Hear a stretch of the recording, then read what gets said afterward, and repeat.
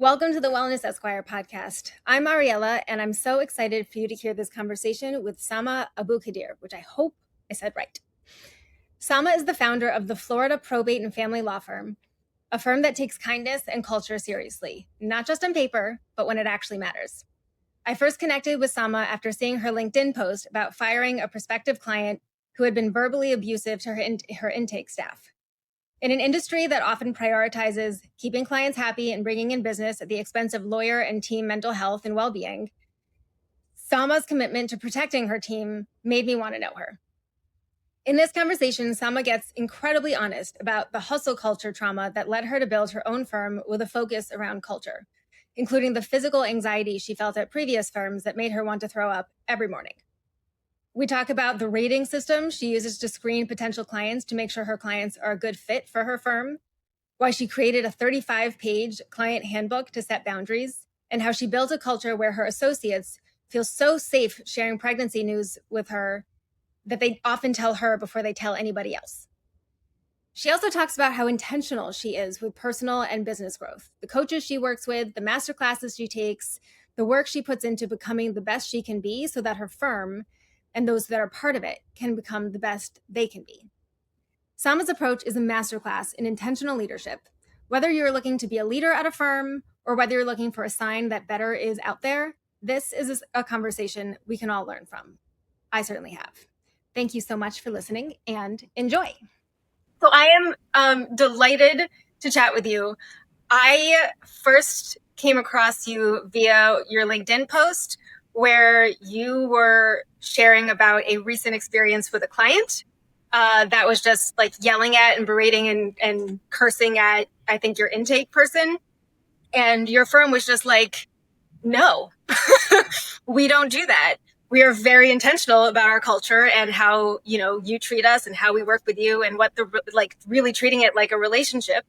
And I loved your post about it. Of course, not, the story that went along with it, but your vibe around taking care of yourself and your staff and frankly, even your other clients, so that you guys can really do the work you're setting out to do and doing it intentionally. And I had just recently been thinking about law firm culture. And because I now have my own law firm, so I'm thinking about it. And I've been also been seeing other lawyers posting on LinkedIn more than they used to about leaving toxic environments, which so many of us have experience with. And so when I saw your post, I was like, yeah, my kind of people. And I want to hear so much about how you got to this point, recognizing that was important and how that really allows you to build the workplace and the structure and the life that feels good for you. So tell me, just because we started with that story, because that's what drew me to you, what led you to have that awareness around culture? And share whatever you want about that story.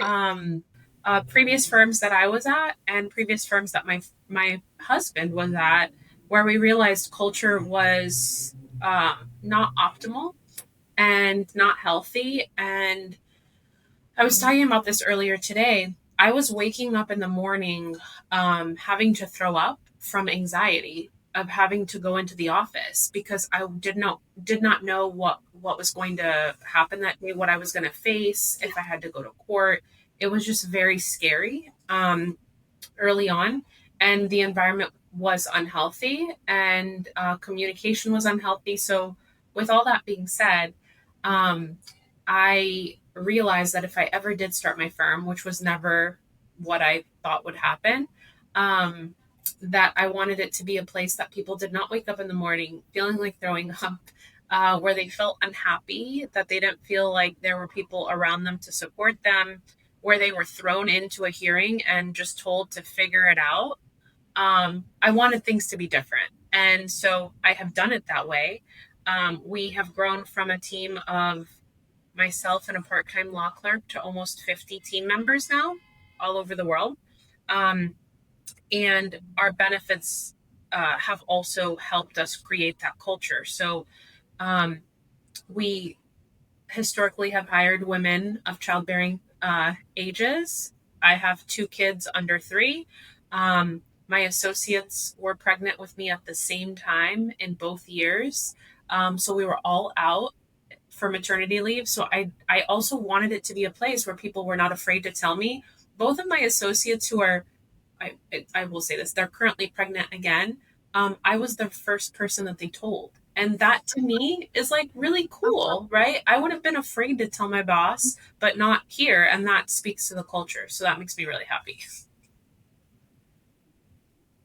That is amazing, because I mean, most of the stories that you hear is, it's the fear around speaking up about it, and then there's all this strategizing around who do you tell and when and what's that going to mean and all this stuff, and it's ridiculous. So well done on creating that. So I think it was part of the same post, and maybe it was something else, where you talked about having a client handbook where you're like, you're not just a number. You're kind of, it to me feels like, with friendships or any relationship, you've got boundaries and you've got expectations, and you're setting the same with your clients.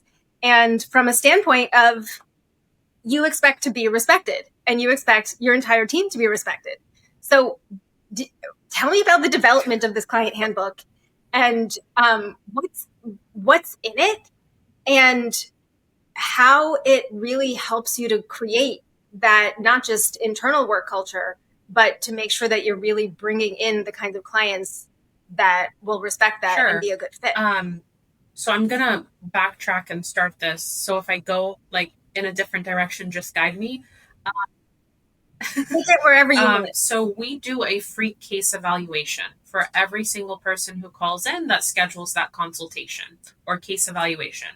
It usually is between 15 to 20 minutes. So our intake team will take that initial call, get all of the information, do the conflict check, and then they will schedule it with somebody to do that case evaluation.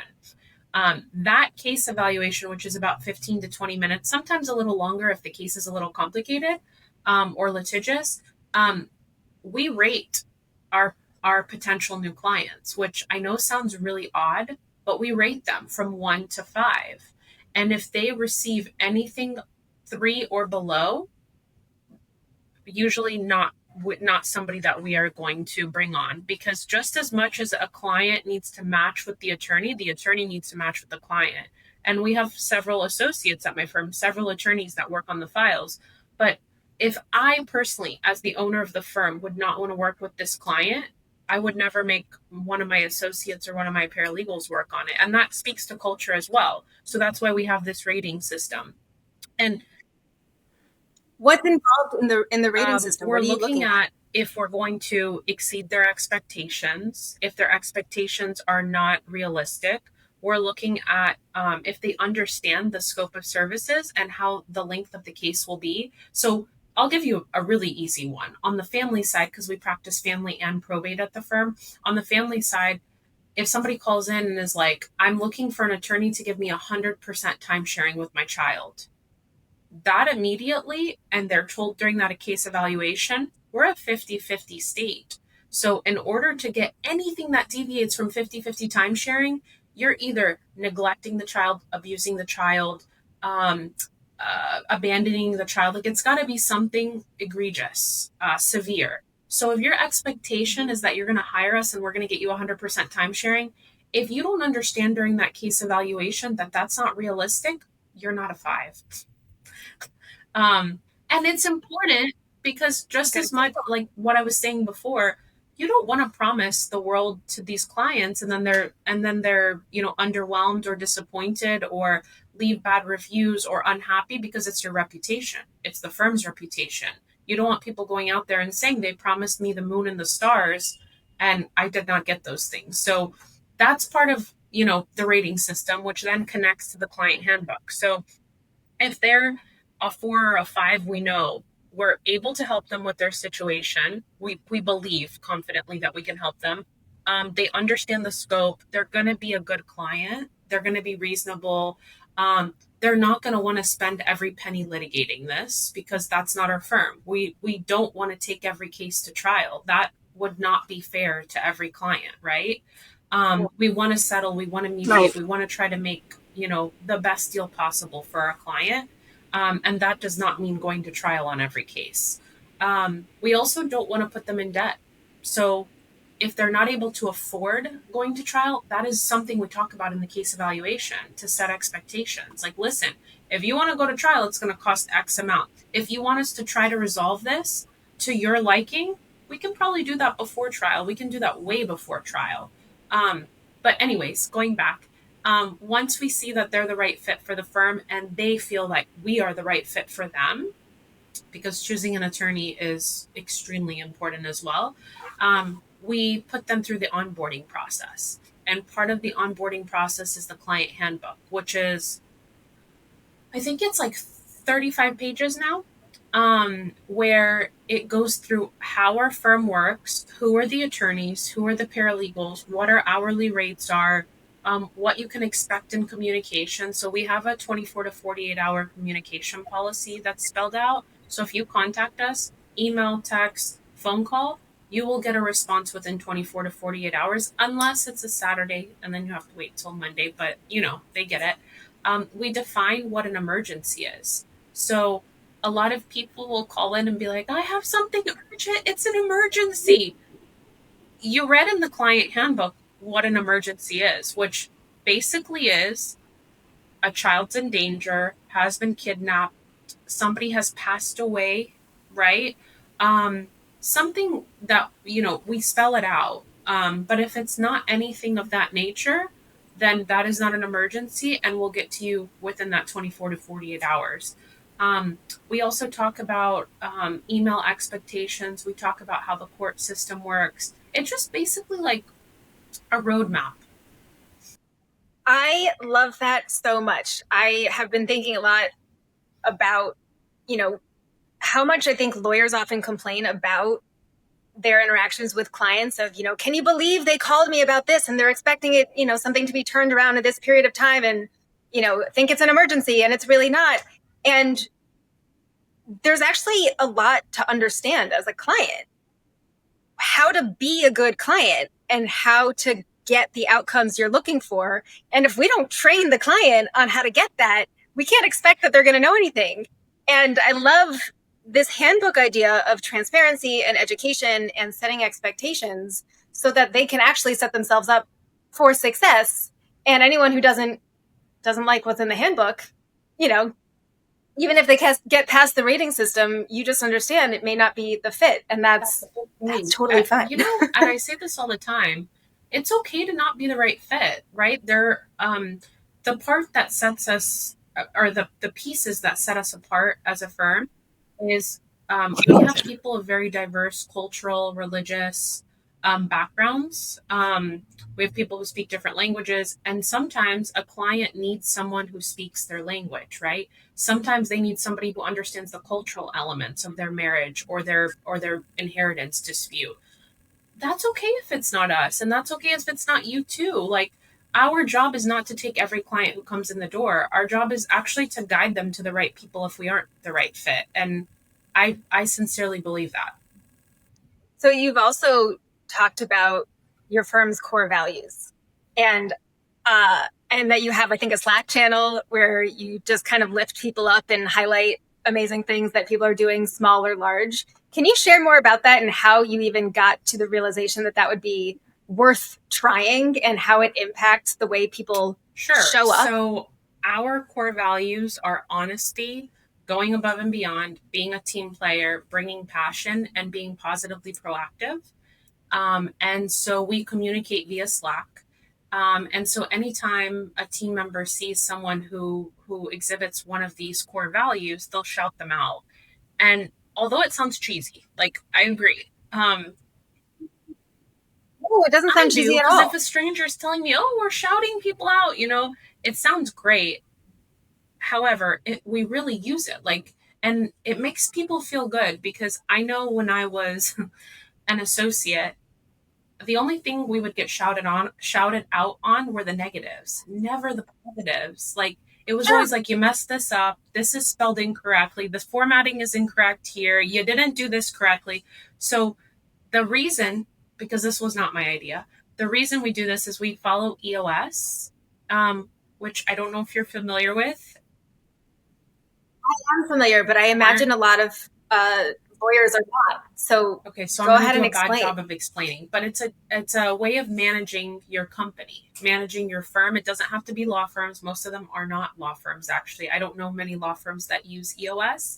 Um, and I'm part of EO as well. But we've been using the system of EOS for management. So we have a management team. We meet quarterly, and we use this way of guiding the firm and managing the firm. We've been using it for about 3 years, and that's the reason that we've come up with our core values. Our integrator is the one that has told us you need to come up with your core values, you need to come up with your vision, you need to come up with your 1, 3, 5, 10 year goals. And so it's grounded us, it's leveled us, and it's helped us grow year after year. That's amazing. So clearly it's working for you. And I'm curious why you still think it sounds cheesy, because I hear it and I'm like, what if every law firm were to do that? That would be amazing. And if you know anything about the neuroscience of how people learn and how to motivate people, it's not to just criticize and criticize and criticize and criticize. It's, you want to be able to acknowledge when someone does make a mistake and you learn from that and move forward in a healthy, productive way. And when something goes well, people benefit, people get motivated from having that acknowledged and celebrated. And even if it's not your win, if it's your colleague's win, you get motivated by that. So if we were to pay attention to the neuroscience of how we actually sort of learn and function as humans, we'd all do it. So what makes you still think it's cheesy? Because you're seeing it work. People who don't speak, I shouldn't say speak, who don't understand EOS, who haven't read Traction, who are not part of EO, I just feel like when I talk about it, they're like, oh, that's foo-foo. Like, that's just that's a dream, or that's something that people try to trick people with, But it's really, honestly, it's been such a positive thing in our company and our culture. I'm looking at the Slack channel now, and last Fridays, one of my managers, which sometimes it's any team member who shouts it out, but she was shouting out multiple team members for a trial that happened. And they speak about the specific core value that they exhibit, right? Every single person does an emoji and likes it, or speaks about it. And it's people see it and they're like, wow, that's a very awesome thing to be shouted out for, even if it's so small, but it makes people feel good and it makes people feel appreciated and it makes people want to come to work and do a good job, I love it. I look forward to other people listening to this and thinking about how to implement that, a system similar for their own firms, and reaching out to you to say, give me more tips, because this is phenomenal. So it really is. The culture piece, I think, is so hard. And I am also a fellow non-drinker, and I saw again another post of yours about that.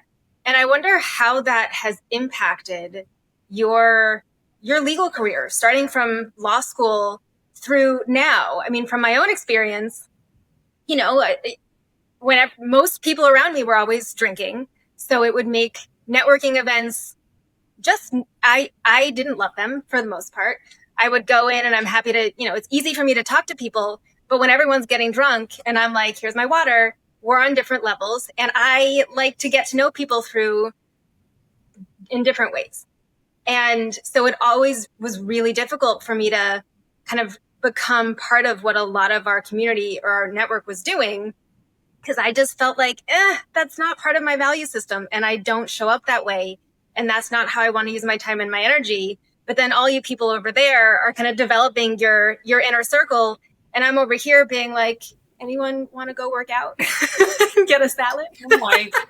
I feel you on this. I feel you in my core. I grew up in a household where religiously we didn't drink. I remember my dad, though, in all honesty, telling me that when he was in med school, he would drink whiskey all the time. And he was like, when I married your mom, she had never been around alcohol. And he was like, I wasn't a good Muslim boy. Like when I was in college, he was like, I drank, I smoked, like I did all the things that we were told not to do. But I think that the reason I bring this up is because I didn't grow up with that around me. I grew up in a very small town in Central Florida, and I grew up around very religious Christian people. We were the only Muslim family in town. And so alcohol was never a thing until I went to, I would say, college and law school. And then I realized this is really crazy to say, but like 99% of the people in law school drank a lot. Like it's alarming. Oh, yeah. To be honest. And these are friends. And it makes it an uncomfortable situation, and it makes networking uncomfortable, right? You're at a function, you're at a bar function, everyone has alcohol in their hand. And then as soon as you say, oh, I'm not drinking, are you pregnant? Why aren't you drinking? And it's like, why do I have to be pregnant not to drink? Like, why is it okay for you to get drunk, but me have to be pregnant to not drink? Like, how to make that make sense to me? I am so with you. And I have a similar background in that I grew up, we're Jewish, and we didn't have alcohol in the house at all. And it wasn't even like a discussion. Yep. It was just like, there would be wine for Shabbat and that's it. And every so often for a holiday, my dad would have like the tiniest amount of schnapps. But I wasn't raised around alcohol. And same as you, I went to college and I was like, what's happening? And then law school, even more so, I was like, what is this? And I would have, and at the time, part of why I didn't, one of the reasons I didn't drink was I also had major health challenges, and it was, as my way of, sort of my response to alcohol could be actually really frightening. So that I had tried it once or twice and I was like, this is what you guys are experiencing. And it turned out my reaction was life threatening. But I also just had this feeling of, why do you want to, you're waking up complaining about hangovers. Why do you keep doing that? It seems awful. And I already know what it feels like to feel awful. And you're choosing some version of that. I don't get it. And so I had people saying all sorts of, I still remember someone saying in response to, me saying I don't drink, it was, oh, I wouldn't live if I couldn't drink. And I just thought, and it was actually like I would kill myself if I couldn't drink.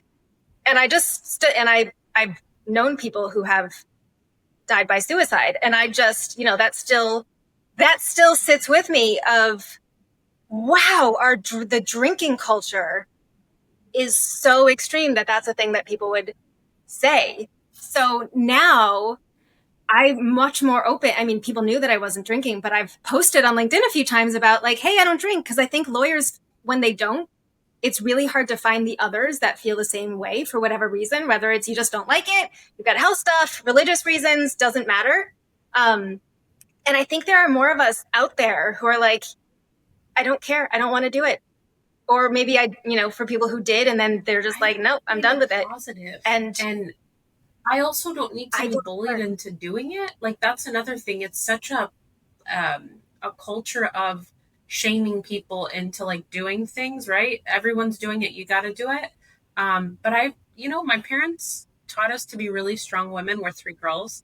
And so it was just never an issue of like feeling peer pressure or anything like that. And can I tell you, culture has changed. You go to a restaurant now, there's a whole non-alcoholic menu. And it's like in the last couple of years. So I'm like, okay, finally people are getting it. Like you don't need alcohol to have a good time. You need to be a good person to have a good time, right? Yes, I love what you said. You need to be a good person to have a good time. So, what are the things that actually help you to show up as a good person and the way that you want to now? And so, can you talk about that in the context of, I know you've also shared that you had times where you wouldn't have breakfast until like 4 p.m. and what that did to your body and your mindset and how you were able to show up and how that impacted the way you felt as a person and as a lawyer. Today is one of those days. I'm this is confessional, and it's okay to be honest because not every day is perfect. Um, This is the place to share the things that, I want this to be where people can just say all the things they think they're not supposed to say out loud, or the things that make them feel weird or other or not good enough, or all of that. So spill your guts. This is one of the days where it's 4:30 and I've had a banana and sips of coffee. And it's because I have not slept in days because my kids are both sick with RSV. So how do I show up? It depends on the day, is the honest truth. There are really good days and sometimes there are bad days. I think it's been a couple of hard days because of the kids and having the business and also having little kids. My son is 2.5 and my daughter is 16 months. And my son started school. I wrote a post about this on LinkedIn.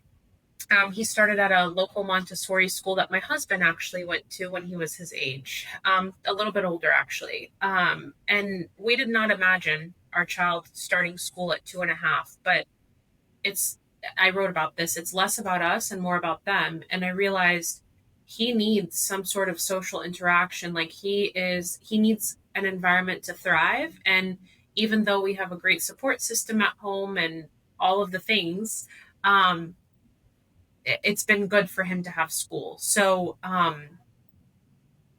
with school comes getting sick, which is where I was going with this. So they've both been sick, but to go back to your question, it honestly depends on the day. There's so much on my plate, like everybody else too. It's not just about me, but there's so much on our plates. And there's also this guilt of being a good mom, being a good business owner, being a good boss, being a good professor, because I teach at the university, being good at everything. And our plates are so full. So I think with time, I've just had to choose, what things to focus on, and also what things to delegate. I was talking earlier to someone and they were like, do you do everything? Because it seems like you do everything on social media and LinkedIn and all these things. And I'm like, I try to be as honest as I can. Whatever I'm talking about, yes, I'm doing, but it doesn't mean I do it every day. It doesn't mean that I'm doing it 100% well, right? You can't do everything 100% well, but I try to pick and choose the things during the day. I still have a planner. I still have my calendar on my phone and on my Outlook, and I try to live by that calendar. And then if things like this week, right? Today's Wednesday. So Monday and Tuesday, I've had to cancel a bunch of meetings because my kids were on top of me. I did an interview yesterday for a potential team member and I had both sick kids on me. And I got on camera and I was like, I apologize. Both of my kids are really sick. And she was like, don't apologize. It's totally fine. And we did the interview just like that. So I don't know if that answered your question, but I love the answer. And I love that you said you had to reschedule a couple of things this week, because I have been talking a lot about rescheduling with people recently because people reschedule with me all the time. And I also am a person. And so I also reschedule with people. And so frequently when people reschedule with me, they are so apologetic. They are so, then grateful for the fact that I'm not like angry with them or annoyed. And I'm always baffled by this kind of response or reaction of people being so concerned about rescheduling. And my view is, and then I love when they're so like angst up about it, because then I get to say, it's okay. You're a person. And the way I look at, our calendars and rescheduling is your priorities will simply never be identical to my priorities. And if I were to be upset by you needing to reschedule with me, that means that I'm upset that your priorities don't match mine. And that just seems just absurd. And, I understand that, and the context depends, or matters, but I love that you're just like, you know what, I got life going on. And so sometimes I'm going to just have to cancel this and for now. And then other times I'm going to show up with 2 children on me and just say, this is how it's going to be. And if you're not okay with that, then we might not be a good fit anyways. Correct. And that's It's also okay. a really good way of determining if somebody will fit the culture of the firm and be an understanding person. And it made me think about this, but I think earlier on, so I said I don't practice, I fully manage, I think I said earlier. But there are some pro bono cases that I'm working on that the court has appointed me on. And then there are some other cases that the court has appointed me on the estate side. And I have shown up with a child to a hearing on camera, and I have apologized to the judge. And it's really interesting because the judges are like, there's nothing to apologize for, you're fine. Like, I think it's a more understanding time. And quite honestly, like, I know children are not supposed to be in the courtroom, and even if it's on Zoom, but it's beautiful that people understand. And my husband has done the same thing. I think when they see a man with a child on them, they're like, oh, okay, he's doing a good job. When it's a woman, they're like, oh, that, that's the norm, So it's also interesting to see that. Yeah, absolutely. So Yeah. speaking of your husband, you merged firms. We did. A few years ago. Tell me about that journey. I know that you got some pushback from the outside of people thinking that would be a terrible idea, and you ignored everybody else and did what your guts told you would be a good idea, and it sounds like it's going well. And I also say this because I also work with my husband on certain businesses, and we love it. It's so much fun. I can absolutely see how it would be not be the right thing for everyone, but if it's the right thing for you, it totally is. I agree with you. And I'm glad that you've read all these posts. Like, I feel heard and seen, which is really nice. Oh, good. That's the goal. I appreciate that. So Yeah. we attend multiple masterminds for other business owners. Some of them are specific to law firm owners. Some of them are business owners. And one of our friends who owns a law firm and an SEO company was the leader of this mastermind, I would say 3.5 years ago, because I was pregnant with my son at the time. And one of the things during our hot seat, so for people who don't know what a mastermind is, it's just like a small group of people that meet a certain amount of times per year. They come with one issue that they're struggling with in their company. And then we go around the room and we make observations, right? It could be about your body language. It could be about something you said when you were presenting. It could be suggestions on how to fix this issue. It's all sorts of things, right? And the person in our mastermind group said, have you all ever considered joining forces? Sam practices family and probate, and Jose practices probate guardianship and estate planning, right? So he already practices half of what the firm practices. And I think it was put in our head that if, like, you don't mix your personal with your business life. And so that's the way that I was always thinking about it. But then I realized we were pregnant. I was pregnant with our son. It was really hard because he had his own caseload and I had mine with my firm. My firm was bigger than his. He didn't really want to scale his firm. He liked a small setup. But the amount of time that he was taking working on his firm didn't make sense. So when we had this suggestion, we talked about it with our business coaches. We talked about it during the mastermind, and we came up with a plan. We talked about it with our EOS integrator. We talked to all the people, and everybody was like, try it. Like, you guys know how you are. You're complete opposites. We did a culture index of our personalities. We're complete opposites. Try to pick the things that you're strong at, and those are the things you'll manage, and see how it works out. And I really think that God works in mysterious ways, because I ended up having an emergency C-section with my son, and I almost died when I was giving birth. And so I think that planning in advance for this merge was a blessing, because I was forced to be out of the office for 6 months to recover.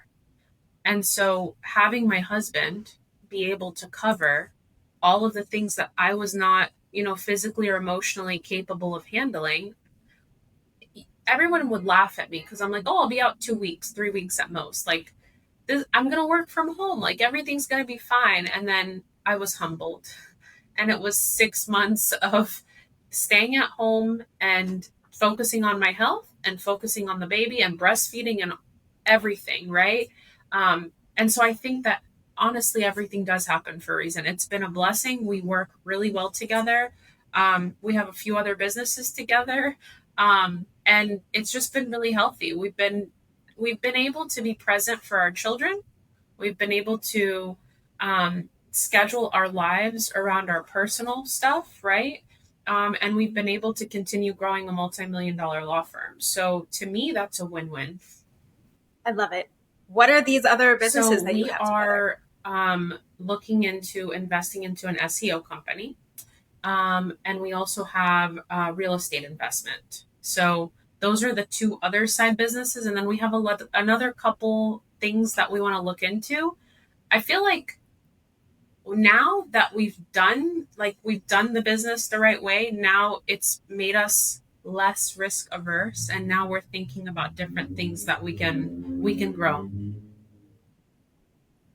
Well, maybe less risk averse, and also just you've proven to yourself that you can do these things that may seem kind of impossible or insurmountable, and you can do them together and it goes well. So when you have that evidence of like, oh, yeah, clearly I got this, I know what I'm doing, then you're like, well, okay, so where else should I apply this kick You're assness? absolutely right. I think you're absolutely right. And like the thrill of starting a company or working on a company and doing it with your significant other, like it's a lot of fun. Like a lot of people a lot So of much people are like, fun. "Oh, do you guys talk about this everywhere, including in bed?" And I'm like, "Yeah, we do." Like, and there's nothing wrong with that. Like, we enjoy growing it. We No, enjoy talking about what the vision of the firm is. We talk about where we want to be in life. And the reason I say this too is I am a Section 8 housing and food stamp baby. I'm the child of immigrants, right? And he's the child of immigrants as well.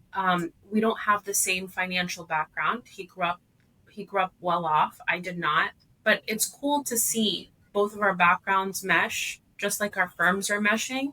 Um, and just like going on this journey of seeing how it goes. But it's been 3 years, and it's been, I think, probably the best decision we've made. that's amazing. So you mentioned how you're kind of designing your life so that the businesses fit in well with that. And I love thinking about really the designing of your life as opposed to just like, oh, you wake up and you go and like hopefully it leads to something that's not terrible. And I feel like we're kind of navigating life and work in similar ways where there's just a lot of intention and there's a lot of, oh, it doesn't have to be that way. I can do it the way I want. So I need to think about, well, what is that? And figure out what are my values? What are my priorities? How do I want to spend my time and my energy? How does that look? What's working well? What's not working well? Okay, so what changes should I make? So, what is your process for thinking through all of that? Are you sitting down, once a week or once a month? Is it just with your coaches? How do you navigate those conversations and decisions with your That's a husband? great question. So we have our EOS quarterly planning meetings every quarter. So as soon as the previous quarter is done, we're planning for the next quarter and going over the previous quarter. So that's 4 times a year. We also have coaching with our CEO and COO, and that happens weekly. So like for example, right now we're working on the budget for 2026. We've already pretty much finished the business plan, and we've pretty much finished the marketing plan. But all of these things get planned in advance. We also, and I think this is the most important thing we do. Or actually, I'll get to that next. We go to mastermind conferences, and we go to coaching conferences. So during those conferences, we're planning out different things that are being discussed. But I think that the most important thing we do, and I think this is from the personal and the professional side, is we do, I think they're called think trips or think conferences. I'm Okay. That sounds fantastic. You can let me know for afterwards what it is, and I'll link to whatever exciting things we're talking about um, in the show it's notes. something our CPA and our coaching company has told us about. And it's basically planning out, um, I would say 2 to 3 times a year, where we're traveling to an international destination, and it's just the two of us, and we're it's a think trip. So we're thinking about the vision of the firm. We're planning out different goals. We're working on our vision board. And we're working on basically the vision of what we're building. And we're able to do it while being on the water, in the mountains, wherever we choose for it to be. It's a business expense, and we're working on the business. We're thinking about how we want to grow it. So, from a personal standpoint, it's great for your marriage or your relationship because you're building, something with this person. And then on the professional side, it's really helping the company. So you've now mentioned a number of different coaches and a CEO and a COO and this really great sized team that's, you're managing, you're not really doing much practicing. What's been your relationship with letting go of doing everything, which I know you started out as to be a successful leader, you have to do all of it. And now you've really, it seems like, honed in on how to hire well, how to find good fits, whether it's, staff or clients, and also how to delegate and recognize where your skill, expertise, energy, time is really best directed, and what you can direct from up high and should leave to other people. So what has been your journey with that? Oh gosh. I'm very type A, and it has been I can really relate. hard to learn how to delegate and delegate well, right? Because you can always delegate to anyone, but for me personally, and it's self-realization that when I delegate and it doesn't come back the way that I envisioned, which is perfection, then I get upset, like I get frustrated. So it's something I've had to work on personally. But one of my coaches told me early on, it took me a year and a half to finally like take the advice. If you're going to grow your business, if you're going to grow in general, if your goal is to scale, you have to learn how to delegate. You cannot do everything yourself. And in the beginning, the first year and a half, I was answering the phones, I was drafting the pleadings, I was marketing to bring in the cases, I was doing the payroll, I was doing like everything possible, right? Hiring, firing, giving direction, whatever, right? But then I realized the amount of time that it was taking to do all of these things, I couldn't focus on growing, right? So once that clicked, which took a year and a half, unfortunately, um, I started to learn how to slowly delegate.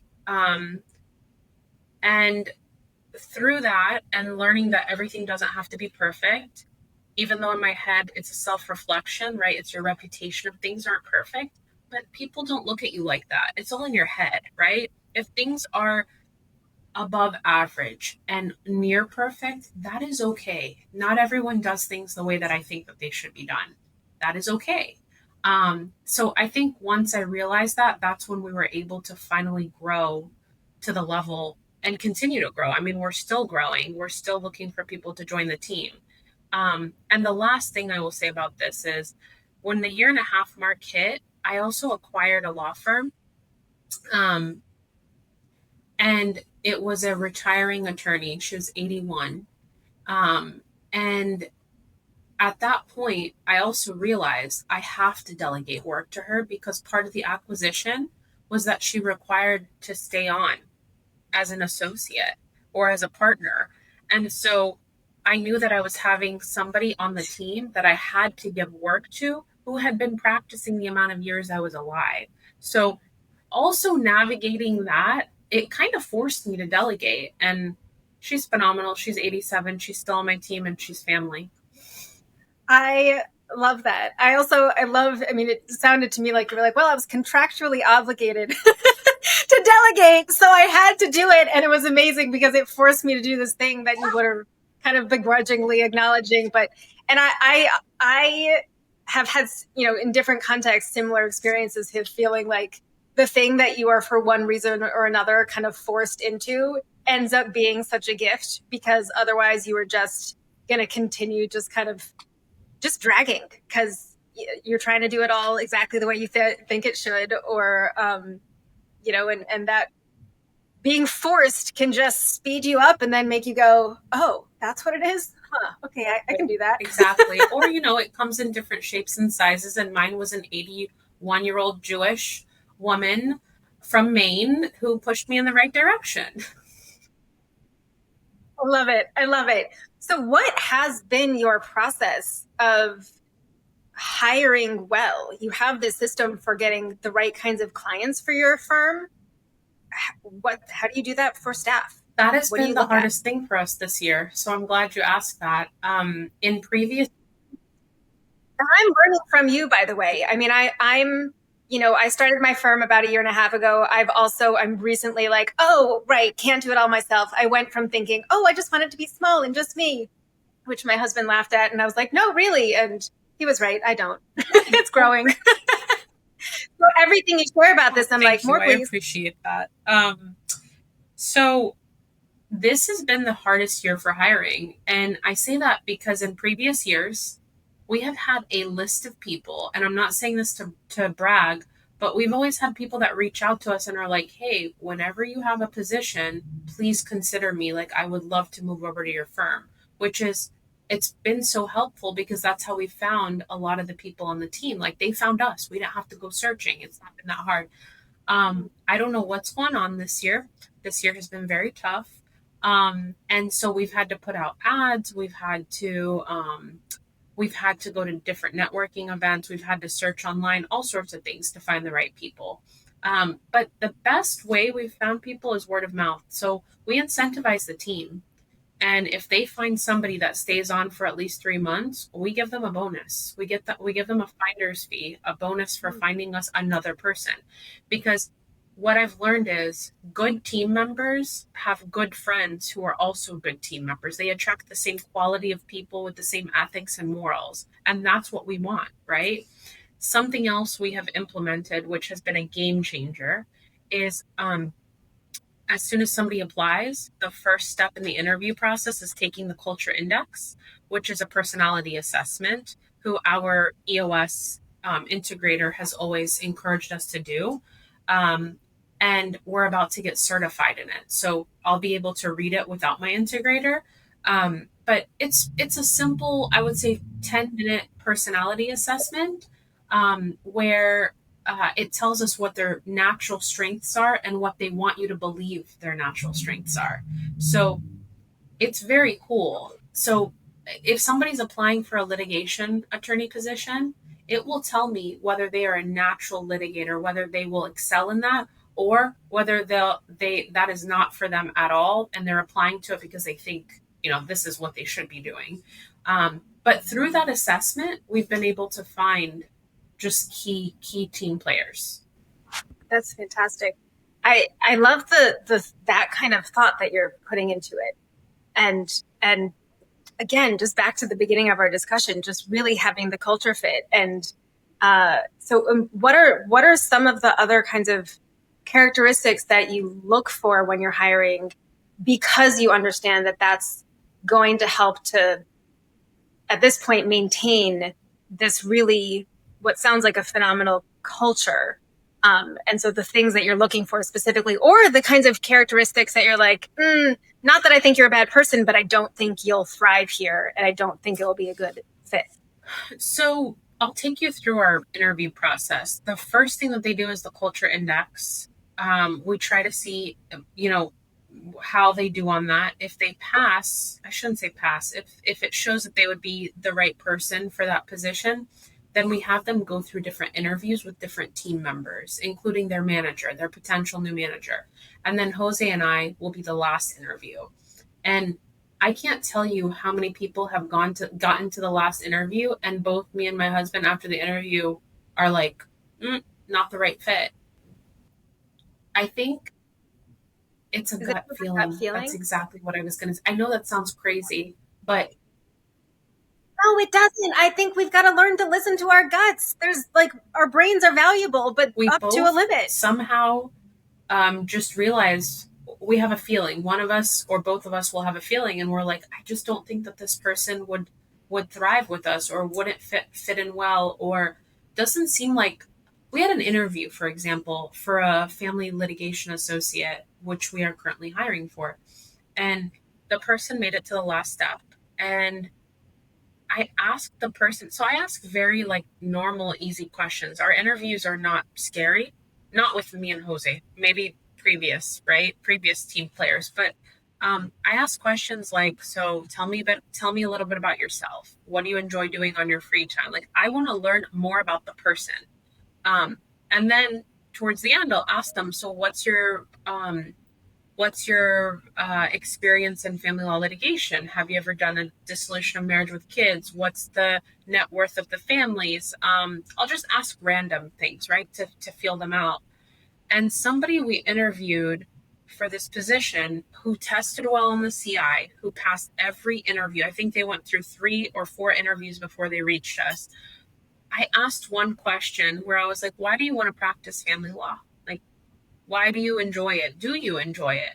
And the answer was, I do it because it's a job. Like, I know I can do it. And, I bring in clients, or it was something to that effect. And I was like, oh no, like the people that want to practice, and there's nothing wrong with that answer. I actually appreciate it more than they realize, right? Because it's the honest truth. And I love that. But then it shows me that your full heart is not in it. And so to me, you're representing clients of the firm. And that's not what you enjoy doing. You really need to do what you enjoy doing. And you potentially might not do the best at the job because this is not what you truly want to do. So it's things like that I pick up on: people's language during an interview, people's body language, just different things that my gut tells me this person would thrive, or this person is, this is not what they want to do. And that's okay. I love that you're actually paying attention to your gut at the end. And I think that often, people go around, employers hire people and then wonder later on why it's not a good fit. And I think part of it is, well, you're looking at, what have you checked off? Oh yeah, this seems fine. They've got a good background, education, training, all the things, on paper seems like a good, they know what they're doing. And that's not necessarily enough. In some environments, maybe. And, but it may be that when you're like, why is this not going so well? Maybe it's the heart thing is off, or it just, you also really, and I think especially in the kind of work that you do, you want your clients to feel really, really connected and cared for. In both areas, like whether it's probate or family law, both are very emotional. And so they need to feel like the person that is representing them on this case is going to fight tooth and nail for them. So you've got a lot going on, and you have this awareness around your well-being, and also that you just, every day, you just can't nail it every day. What are the things that you go to make sure that you are as okay as you can be, especially when you've got 2 sick kids and so much happening? And because you have this awareness of, you started out your career throwing up every morning and you want to make sure you're building an environment where no one has to feel that way. And part of facilitating that is making sure that you show up as your, some version of your best self. And that requires a certain amount of taking care of yourself, even when you're like, I haven't slept in a week. So how do you do that? It's a combination of things. So my husband and I, about, I would say 7 to 9 months ago, we started with a program that works with a nutritionist, works with a doctor, and works with a phlebotomist that comes to our house, takes our blood every 3 months, also does a urine sample and does a saliva sample in the very beginning, and then tells us basically what our body, what ingredients our body needs, what vitamins we're deficient in, all sorts of stuff. And they basically make different supplements that are specific to each of our bodies. So that has been something that has really helped me, right? With my energy levels, I I'm iron deficient, for example.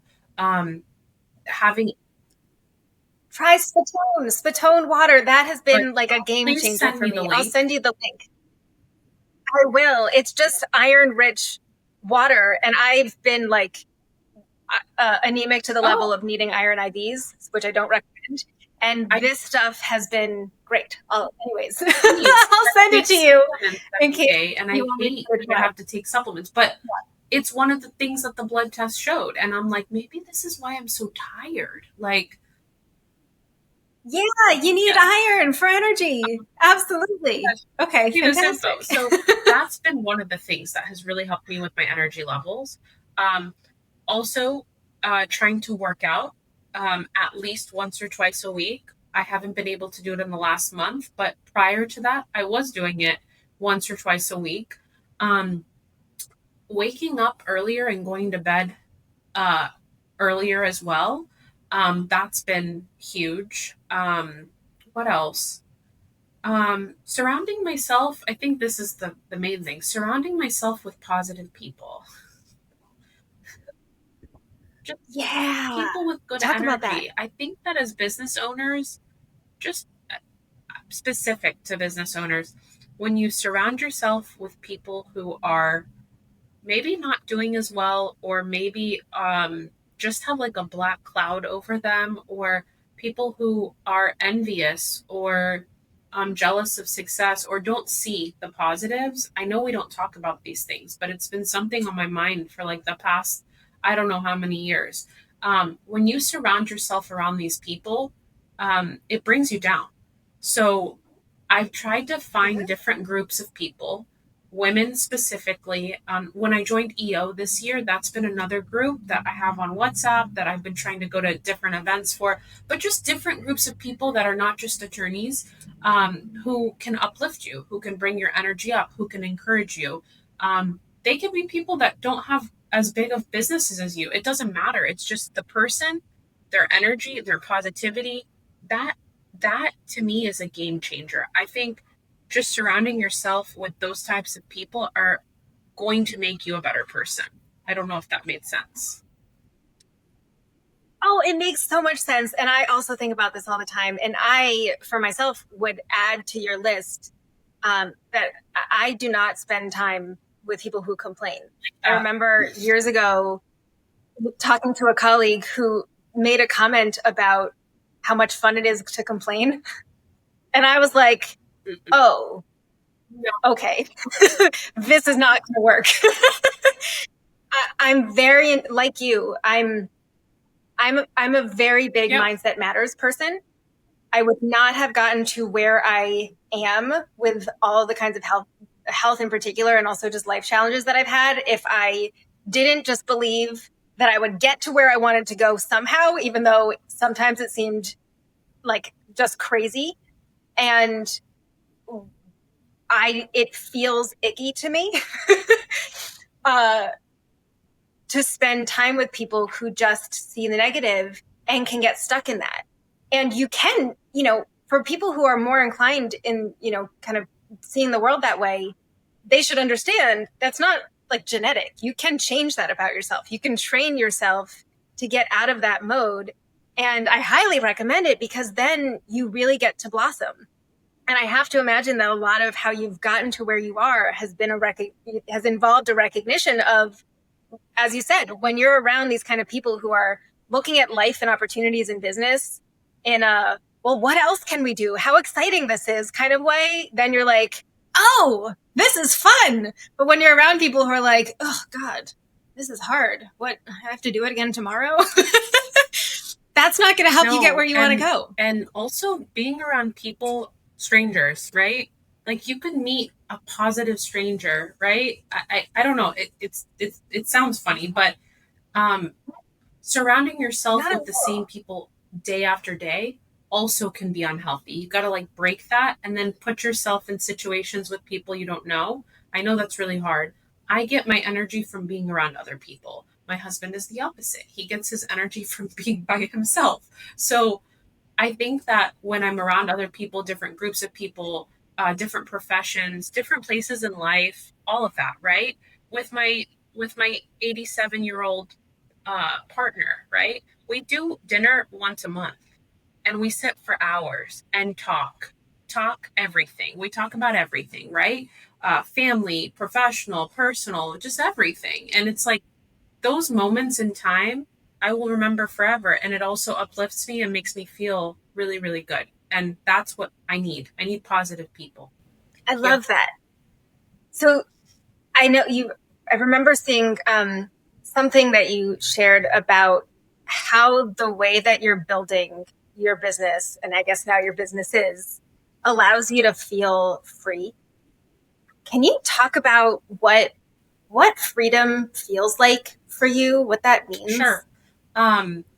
Freedom to me, and I said this earlier, means that I'm able to be a integral part of my kid's life, of my husband's life. That I'm not stuck at a desk from 9 a.m. to 6 p.m. every single day. That I'm able to map out my schedule, map out my life. That I'm able to drop off my son every day at school and not have to worry about those things. But it's not just about me. My team members have the same deal. Like they have the same thing. So if they're we'll see it on Slack. Hey, go and pick up my son, be back later. Like, totally fine. So if I'm able to do it, I want them to do it too. I don't want them to miss any big moments. But that to me is ultimate freedom. Being able to schedule and put the things and spend the time on the things that I really want. And through having my own business, I would say in the beginning that was not possible.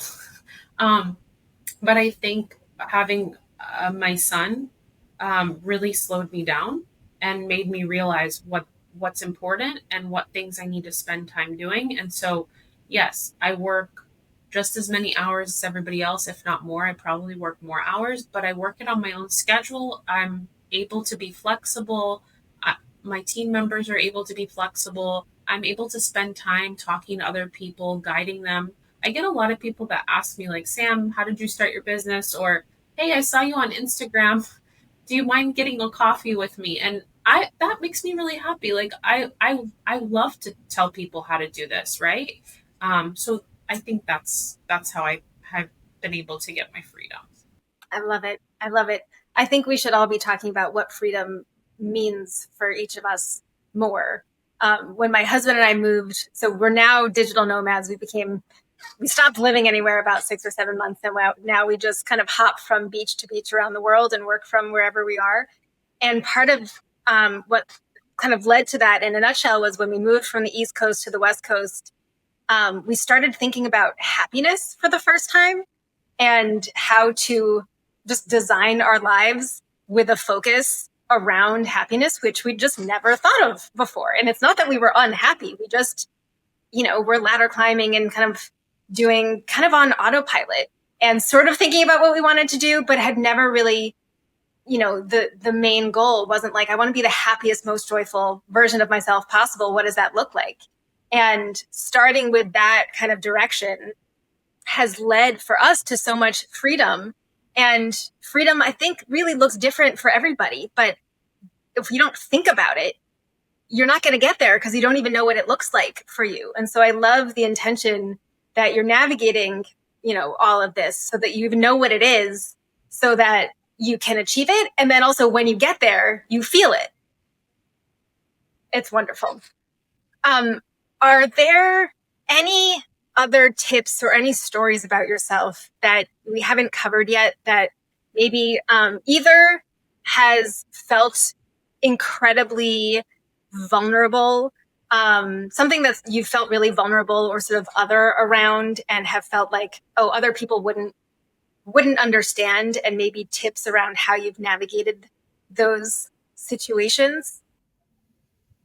I think there's two things that come to mind, and they're completely different. But the first thing that comes to mind is being a Palestinian American attorney.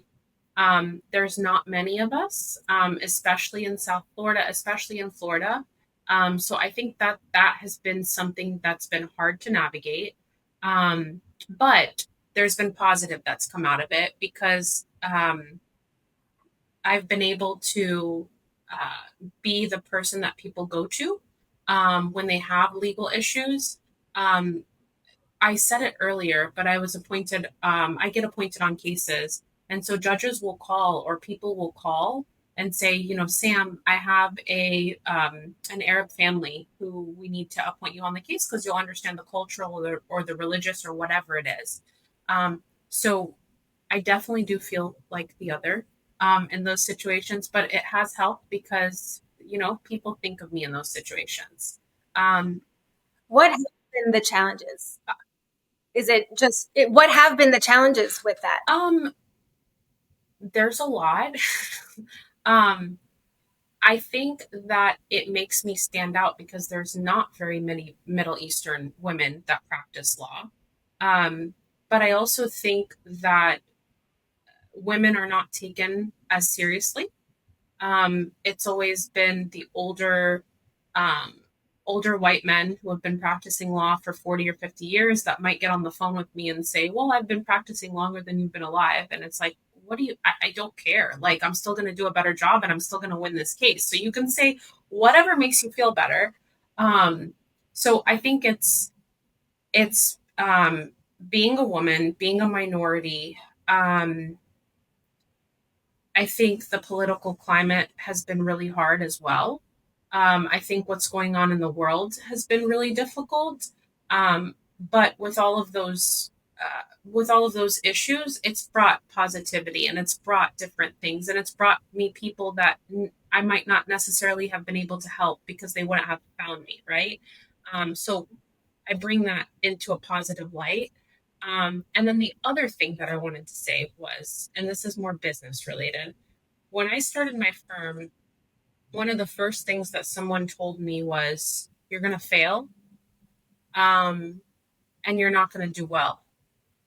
And so if you're,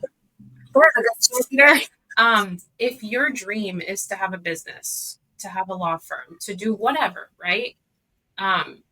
Don't listen to the noise, to the background noise, because I've been able to do it and I've been able to do it better and I've been able to do it well. And had I taken that advice, even though it sits with me 7 years later, it's pushed me to do what I've done today, and it's pushed me to continue building this firm and this company and building it in a way that I'm super proud of.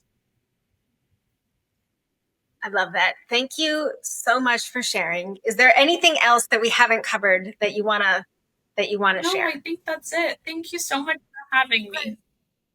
You're so welcome. Thank you for taking the time to do this. I really genuinely love, really everything that you talked about. And I'm so glad that your post about culture brought you into my LinkedIn orbit.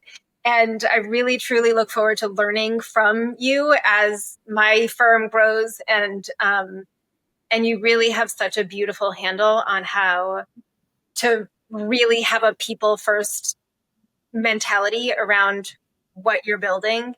And I mean, what if that's just, the reason that I'm developing this Wellness Esquire community and the podcast being part of that is to ultimately transform the legal industry into what you and I know it needs to be.